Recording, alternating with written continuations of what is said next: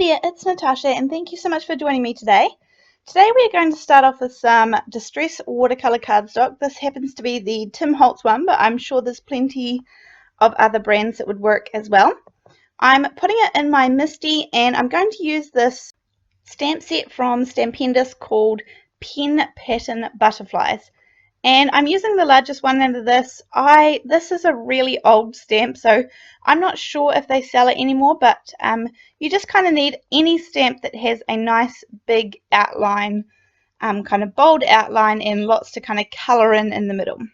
Now I'm using my anti-static powder tool from EK Success.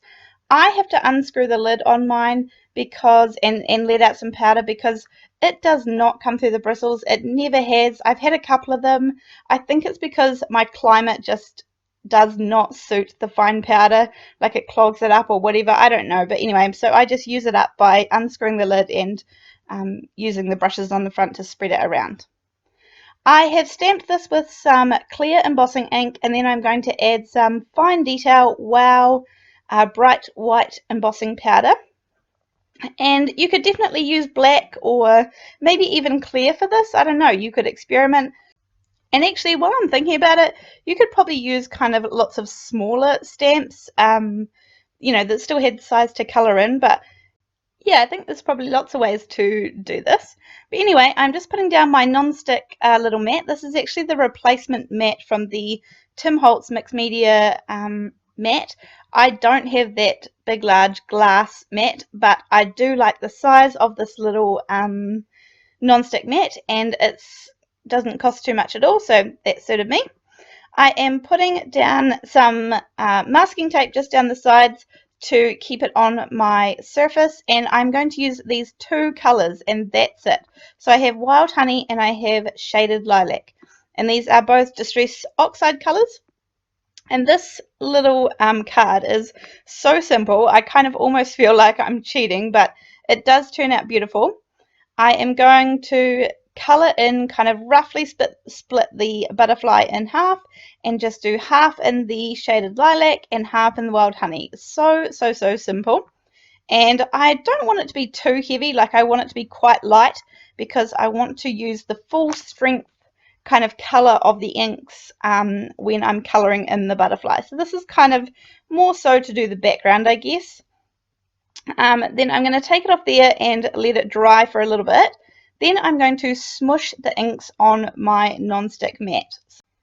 I have a water brush here and I am just so simply picking up some of the colour from my non-stick mat that I just smushed with the ink and dropping it down into each of the little I'm sure there's a proper name, but I'm going to call them segments, I guess, of the butterfly.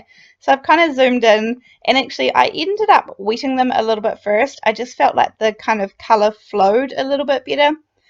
You don't have to use oxides for this. You could use normal distress inks. You could use watercolour inks. You should just experiment with what you have available. Anyway, I'm going to leave this watercolouring to some music for you, and if you are getting bored, skip past it, and I will see you in a minute.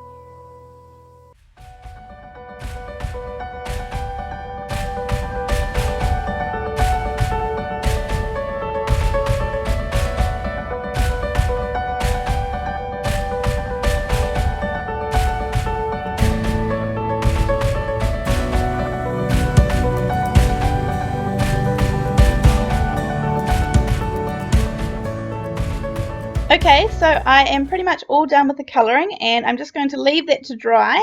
I just let it dry probably by itself for about 20 minutes maybe, peeling off the outside tape, and I really like the look of it just like this. But I do decide to add a sentiment, and I'm just going to put it back in my MISTI because, again, now is not the point that I want to ruin it. And I have actually, from 2 different stamp sets, I'm going to use the words "You are awesome." And this, I put them right in the middle, and I'm going to use Imperial Purple from Versafine and Orange Soda from Hero Arts. The only reason I picked these colors was because they were most similar to the colors that I had used before. I maybe could have used the Distress Oxides, but I wanted something a little bit bolder than what I had already colored with. I just really wanted it to stand out. I didn't want it to fade into the background. Um, so yeah, I'm just going to ink it up a couple of times really gently, and I probably could have all done it in purple, maybe the sentiment, but anyway, I went two-tone. So I was kind of thinking about here what else I should add, if I should add some bling, if I should add some glitter, but I didn't want to add water because it would be water reactive. So I really just chose to stop. I'm just going to buff off the embossing with a little bit of dry handy towel, just like dry paper towel, so that I get rid of anything that is sitting on top of the clear white embossing.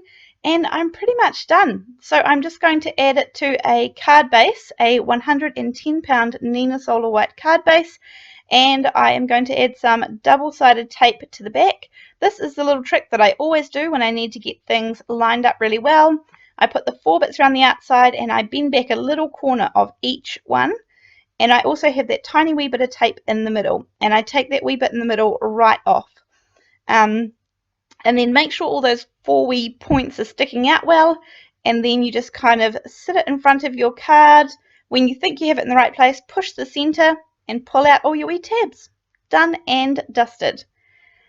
Thank you so much for joining me today. I hope you enjoyed this video, and I hope you have a go at something similar, and I will see you in the next one. Thanks. Bye.